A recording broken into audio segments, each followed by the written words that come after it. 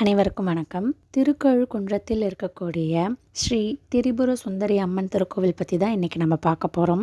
இது ஒரு மலைக்கோவில். இங்கே இருக்கக்கூடிய இறைவனுடைய பெயர் ஸ்ரீ வேதகிரீஸ்வரர்.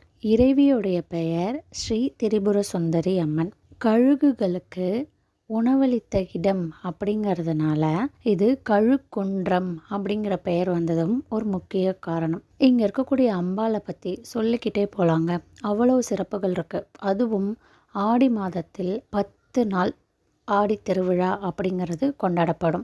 ஸ்ரீ விநாயகர் முன் செல்ல அம்பாள் பின்னாடி ஒவ்வொரு நாளும் ஒவ்வொரு வாகனத்தில் அமர்ந்து பக்தர்களுக்கு அருள் பாலிச்சிட்டு வராங்க.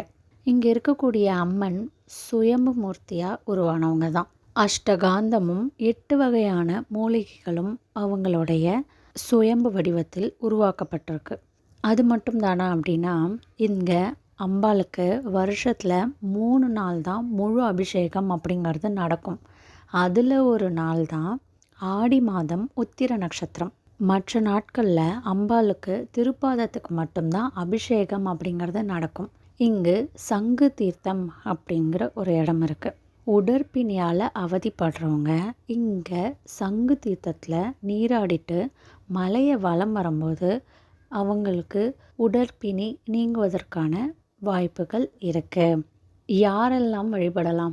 எல்லாருமே வழிபடலாம்.